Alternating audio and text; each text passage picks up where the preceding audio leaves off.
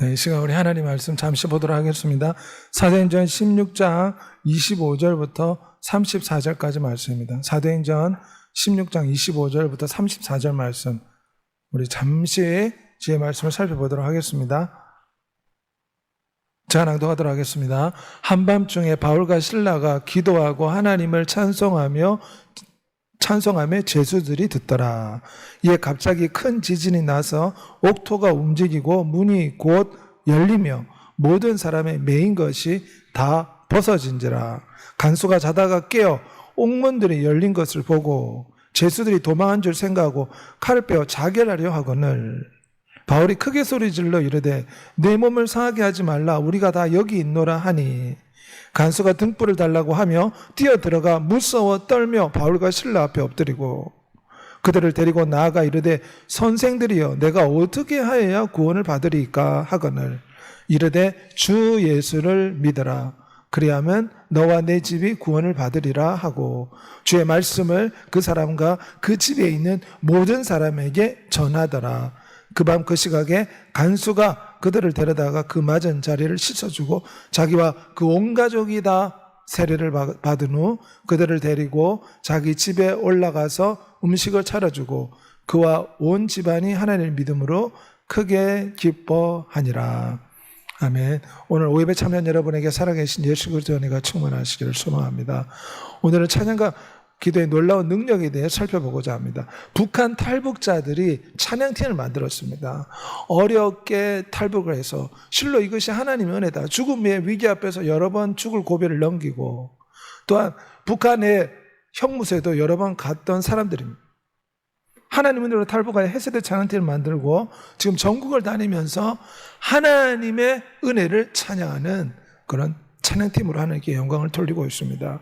우리나라 한국 사람들이 뉴욕 타임스퀘어 가서 수많은 사람들이 떼창을 부르는, 다 함께 소리를 높여 찬양하는 모습입니다. 찬양하고 경배하고 주님을 높일 때 하나님의 놀라운 역사가 나타날 줄 믿습니다. 특별히 어려울 때 찬양을 많이 드려야 됩니다.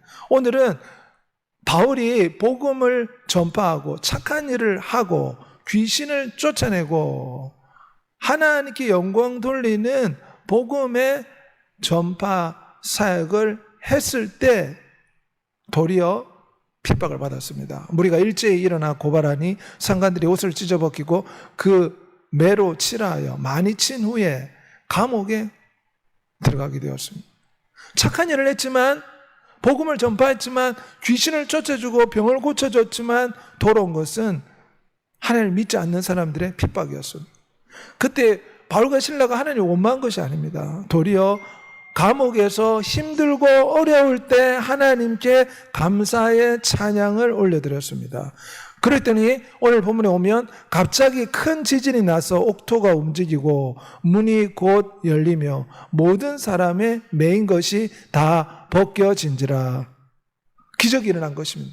갑자기 막 지진이 일어나고 착고가 다 풀려버리는, 옥문이 열리는 기적의 역사가 나타났습니다. 어려울 때 찬양하니까 하나님께서 주의 천사를 보내서 역사하신 것입니다. 이 놀라운 기적의 순간을 보고 간수가 벌벌 떨고 있을 때 사도 바울이 주 예수를 믿어라. 그래야만 너와 내 집이 구원을 받으리라. 복음을 전파하였습니다. 여리고성이 어떻게 무너졌습니까? 나팔을 불고 일제히 하나님을 소리 높여 부를 때 여리고성이 기적적으로 무너지고 이스라엘 백성이 전쟁에 승리했습니다. 다윗이 찬양할 때 사울의 악령이 떠났다고 했습니다. 여호사방이 어떻게 모압과 암몬 대군을 물리쳤습니까? 다 함께 하나님 앞에 기도하고 난 뒤에 성가대를 앞장세워서 하나님을 찬송하기 시작하니까 기적이 나타납니다. 주의 천사들 내려와서 암몬과 모압군들이 서로 싸워서 전쟁에서 이스라엘 백성이 승리했습니다. 그 노래가 시작할 때에 기적의 역사가 나타났습니다. 어렵고 힘들 때 하나님을 찬양해야 됩니다. 초대기의 순교자들은 죽음의 위기 앞에서 하나님을 찬양한 것으로 유명합니다. 찬양은 곡조에 있는 기도입니다. 찬양할 때 하나님 놀라운 기적의 역사가 나타납니다. 소양의 어머니의 간증인데, 대장암 말기, 이제 곧 죽음의 위기 앞에서 딸이 복음 가수기 때문에 본인도 원 없이 하나님을 찬양하고 마지막 숨을 거두겠다. 그래서 있는 힘을 다해서 교회에서 원 없이 찬양했다고 합니다. 그런데 환한 빛이 갑자기 자기한테 비쳤다고 합니다. 그리고 찬양 가운데 하나님의 영광이 임하는 것을 보았고 패자가 말기였던 어머니가 기적적으로 치유되었다고 이 소양 복음 가수가 성도들 앞에 나와서 간증하였습니다. 어렵고 힘들 때 찬양하는 여러분이 되시길 바랍니다. 1989년 루마니아 혁명 때 독재자 차우세쿠크가 수많은 사람들을 학살했습니다. 그때에 교회 다니는 성도들은 어떻게 저항을 했냐면 군인들의 총칼 앞에서 찬양을 불렀다고 합니다. 찬양을 부르니까 죽이려고 해도 찬양을 부르고 있으니까 그 사람들 마음이 감동을 받고 양심의 가책을 받아서 결국은 루마니아 혁명이 성공하고 독재자가 물러가는 민주주의가 승리하는 역사가 나타났다. 역사에 기록된 사실입니다. 우리가 어렵고 힘들 때 바울과 실라는 하나님을 원망하지 않고 도리어 찬양을 드렸습니다. 그리고 힘들고 어려울 때 찬양하는 여러분이 되시길 바랍니다. 시편 50편 23절에 감사로 제사를 드리는 자가 나를 영화롭게 하나니 그 행위를 옳게 하는 자에게 하나님의 구원을 보인다고 했습니다. 그러므로 어려울 때 찬양하는 여러분이 되시길 바랍니다. 또한 찬양은 하나님의 승리를 선포하는 것입니다. 찬양은 예수 그리스도가 십자가에서 원수 마귀를 깨뜨리고 왕되심을 사람들 앞에서 만민 앞에서 선포하는 행위입니다. 우리 주 예수님 어떤 분입니까? 십자가에서 인류의 죄를 제거하고 원수 마귀를 십자가에서 멸하신 분이십니다. 모든 통치와 권세와 능력과 주권과 모든 이름 위에 뛰어나게 하시고 만물을 그 발 아래 복종케 하시며 모든 원수를 그 발 아래 둘 때까지 반드시 왕노릇 하시리라. 주님이 십자가에 죽고 부활하심으로 만왕의 왕 만주의 주가 되었습니다. 찬양이 무엇입니까? 예수 그리스도가 왕이시다. 예수 그리스도가 승리하였다. 예수 그리스도가 원수 마귀를 깨뜨렸다. 이것을 우리가 노래로서 선포하는 것입니다. 그렇기 때문에 찬양은 몹시 중요합니다. 우리 주 예수께서 우리를 위해 승리를 주셨다. 찬양에는 이런 큰 의미가 담겨 있습니다. 그래서 마치 승리의 깃발을 흔드는 것 같습니다. 우리는 이미 승리했다. 우리에게 문제가 있고 질병이 있고 어려움이 있고 고통이 있고 슬픔이 있고 마음에 여러 가지 두려움과 염려가 있지만 주 예수께서 이기신 것처럼 우리도 이기실 것이다. 우리도 승리할 것이다. 이것이 찬양의 고백임을 기억하는 여러분이 되시길 바랍니다. 찬양은 예수 그리스도의 승리를 선포하는 것이고 우리도 마찬가지로 넉넉히 이긴다. 이것을 공개적으로 마귀들과 천사들과 만민 앞에서 선포하는 것이 찬양의 행위라고 할 수가 있습니다. 찬양함으로 하나님께 영광을 돌리고 우리는 우리의 승리를 하나님 앞에 선포하는 것입니다. 이 모든 일에 신앙과 권능과 역경에도 넉넉히 이긴다고 승리를 선포하는 것이 찬양임을 기억하는 여러분이 되시길 바랍니다. 그 찬양은 무기와 같습니다. 찬양할 때 원수 마귀가 떠납니다. 두려움과 염려와 공포가 찾아올 때 어떻게 됩니까? 마귀는 불화살을 쏘옵니다. 어떤 불화살입니까? 두려움의 불화살, 염려의 불화살, 근심의 불화살, 의심의 불화살, 걱정의 불화살. 그럴 때 우리는 어떻게 됩니까? 찬송을 불러야 됩니다. 찬송을 부를 수 없으면 집에 찬양을 틀어놔야 됩니다. 그러면 찬양은 영적 전쟁에서 승리하는 무기가 되어서 두려움과 염려가 떠나는 줄 믿습니다. 세상에도 음악 치료가 있습니다. 불안과 염려로 떠는 사람들 음악 치료를 통해서 마음의 평정을 찾는다고 하지 않습니까? 왜냐하면 하나님이 음악을 만든 목적은 하나님을 찬송하고 모든 두려움과 염려를 떨쳐버리는 힘과 권능을 찬양 속에 노래 속에 하나님께서 담아 두셨기 때문입니다. 찬송은 예수 그리스도의 이름의 권세를 선포하는 것 같습니다. 우리 히브리서 13장 15절 말씀 다 같이 고백하겠습니다. 우리가 예수로 말미암아 항상 찬미의 제사를 하나님께 드리자. 이는 그 이름에 증거하는 입술의 열매라. 항상 찬양함으로 주님의 승리를 선포하는 여러분이 되시길 바랍니다. 또한 찬양은 하나님의 임재를 가져옵니다. 바울이 힘들고 어려울 때 복음 접하다 감옥에 들어갔는데 하나님을 찬양하니까 어떤 역사가 나타났습니까? 하나님이 그곳에 오셨습니다. 그래서 지진이 일어나고 감옥 문이 열리고 창고가 풀어지는 기적 역사가 나타났습니다. 이스라엘의 찬송 중에 거하시는 주요. 찬양할 때 하나님이 그곳에 오십니다. 그것을 임재라고 합니다. 하나님이 눈에 보이지 않지만 그곳에 오신다는 것입니다. 그러므로 찬송을 많이 드려야 됩니다. 이 백성은 내가 나를 위해 지었나니 나를 찬송하게 하려 함이라.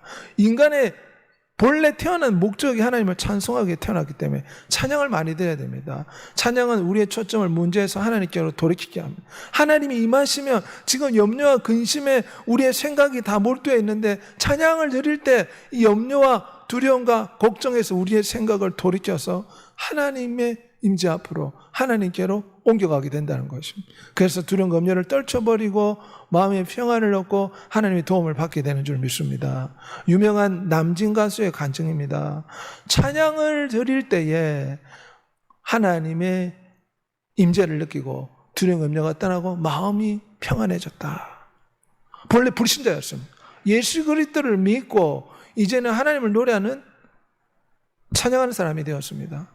찬양할 때 하나님의 임재와 역사가 나타나는 줄 믿습니다. 찬양은 우리의 영혼을 씻어내고 치료합니다. 잠언 17장 22절에 기뻐하는 마음은 영혼의 약과 같다고 했습니다. 찬양을 드리면 마음의 기쁨이 오게 되고 두려움이 벗겨지게 되고 우리의 영혼이 씻어지게 됩니다. 왜냐하면 원수마귀는 자꾸 두려움과 염려와 공포로 우리를 짓이겨 버려서 우리로 낙심하고 좌절하게 만드는 것이 마귀의 역사입니다. 그러면 찬양을 부르면 찬양은 하나님의 승리를 선포하는 것이기 때문에 원수 마귀에게 예수 그리스도의 승리를 선포하는 것이고 하나님이 임재를 가져오기 때문에 우리의 영혼이 씻겨지고 마귀는 떠나고 영혼이 치료가 되는 역사가 나타나는 줄 믿습니다. 찬양을 많이 듣는 여러분이 되시길 빌립보서 2장 10절에 찬양은 모든 질병과 저주의 권세를 깨트리는 능력이 된다고 했습니다. 찬양을 많이 드려야 됩니다. 어떤 폐병 환자가 죽기 직전에 나 하나님께 원 없이 찬양하겠다. 산에 올라가서 원 없이 노래하다가 치유되었다. 간증을 들어본 적이 있습니다. 찬양은 하나님의 임재를 가져옵니다. 하나님 임재를 가져온다 이 말은 하나님이 오신다는 것입니다. 하나님이 오시면 문제가 해결되는 줄 믿습니다. 하나님이 오시면 기도가 응답되는 줄 믿습니다. 그러므로 하나님은 찬송 가운데 오시고 찬송 가운데 임하시기 때문에 찬양을 많이 드려야 됩니다. 이 저주와 이 질병에서 벗어나려면 찬송을 많이 드려야 됩니다. 보통 몸이 아픈 사람들 원망, 불평을 입에 달고 사는 사람이 많습니다. 하지만 우리는 몸이 아플 때, 힘들 때, 어려울 때 늘 찬양해야 될 줄 믿습니다. 찬양하면 질병의 권세가 떠나는 줄 믿습니다. 특별히 보혈 찬양을 많이 해야 됩니다. 치료 찬양을 불러야 됩니다. 부활 생명 찬양을 많이 불러야 됩니다. 우리가 찬양함으로 하나님 임재를 경험하고 영혼이 씻겨지고 영혼이 생명의 양약을 얻어 강건해지고 충만해진 역사가 나타나기를 소망합니다. 찬양은 말씀을 붙잡고 의지적 결단을 내려서 해야 됩니다. 마음의 결심을 해야 됩니다. 내가 하나님을 찬양하겠다. 예수 그리스도를 바라보면서 찬양해야 됩니다. 믿음의 주여 온전하게 계신 예수 그리스도를 바라보자. 십자가에서 우리를 죽기까지 사랑했지 않습니까? 그 십자가가 우리의 질병을 치료합니다. 십자가가 우리의 저주와 모든 슬픔을 깨트리는 하나님의 능력이 됩니다. 다 이루었다. 주님이 십자가에서 말씀하셨는데 이것은 인생의 모든 문제가 십자가 안에서 해결된다는 것입니다. 그러므로 예수 그리스도를 바라보고 주님이 이 문제를 해결해 주실 것이다. 그러므로 믿음의 찬양을 드려야 될 줄 믿습니다. 다윗이 그렇게 찬양을 들었습니다. 다윗은 10년간 사울왕의 핍박을 받았지만 두려워하지 않고 하나님이 해결해 주실 것이다. 하나님 나의 반석이요 보호자요 피난처요 방패시기 때문에 하나님이 도와주실 것이다. 시편의 구구절절히 고백했습니다. 우리도 지금 문제가 있고 지금 질병이 있고 지금 아픔이 있고 지금 어려움이 있지만 예수 그리스도를 바라보고 하나님이 이루어 주실 걸 믿고 미리 찬양하는 여러분이 되시길 바랍니다. 내가 전에 성회를 지키며 무리와 동행하며 기쁨과 감사의 소리를 내어 하나님의 집으로 인도되었다. 찬양을 어떻게 드려야 되냐면 또한 예배로서 공동체와 함께 찬양을 드려야 됩니다. 그럴 때 하나님 또한 역사하십니다. 우리가 집에서 늘 찬양에 힘써야 될 뿐만 아니라 이 날은 여호와께서 정하신 날이라. 이 주일에 무리가 즐거워하며 기뻐하며 주님을 찬양한다고 했습니다. 그러므로 다 같이 예배에 나와서 주 앞에 나와 찬양할 때 하나님 임재를 경험하고 하나님의 은총과 치료의 역사가 나타나는 줄 믿습니다. 나의 생전의 여호와를 찬양하며 내 평생의 하나님을 찬송하리로다. 시편 150편 6절 말씀 다 같이 고백하겠습니다. 호흡이 있는 자마다 여호와를 찬양할지어다. 할렐루야. 이 말은 무슨 말입니까? 호흡하듯이 찬양하라는 것입니다. 근데 우리는 직장에서 일해야 되고 우리 사람도 만나야 되고 여러 가지 가정 가사 일을 돌봐야 되는데 어떻게 호흡 받으시 주님을 찬양할 수 있겠습니까? 하나님이 우리에게 원하시는 것은 교회 나와서 우리가 이렇게 하나님을 찬송할 뿐만 아니라 매일의 삶이 하나님 앞에서 찬양하는 자세로 살아라, 그런 뜻입니다. 직장에서 일할 때나 사람을 만날 때나 늘 우리의 마음은 이 음식을 주시니 고맙습니다. 주를 향한 찬양이, 오늘도 이 사업을 할 수 있으니 감사합니다. 주를 향한 고마움의 찬양이, 사람을 만나고 운전을 할 때도 늘 우리의 영혼은 하나님을 찬양하는 마음으로 살아야 될 줄 믿습니다. 호흡하듯이 하나님을 찬송하라. 이것이 하나님의 뜻임을 기억하는 여러분이 되시길 바랍니다. 찬양할 때 이것이 복음 전파의 또 능력이 됩니다. 왜냐하면 찬양할 때 하나님의 영이 임하시고 완고한 심령이 변화되고 깨어지는 역사가 나타나기 때문입니다. 찬양의 놀라운 능력에 대해서 살펴봤습니다. 이 시간 우리 다 같이 한번 통성으로 기도하겠습니다. 어려울 때, 힘들 때 찬양해야 됩니다. 물론 감사하고 기쁠 때 찬양해야 되지만 힘들 때, 어려울 때, 아플 때 더 많이 찬양해야 됩니다. 그래야지 질병의 권세를 깨트릴 수 있습니다. 그래야지 마귀의 권세를 깨트릴 수가 있습니다. 찬양하면 마귀의 권세가 깨어지는 줄 믿습니다. 찬양은 주님이 이미 고치셨다, 주님이 치료해 주셨다, 주님을 통해 승리했다, 이것을 믿음으로 선포하는 것입니다. 하나님은 이런 찬양을 많이 드리길 원하십니다. 찬양 가운데 임재하십니다. 찬양 가운데 원수마귀가 떠납니다. 우리 찬양으로 하나님의 놀라운 은혜를 경험할 수 있게 해달라고 주의 치고 통성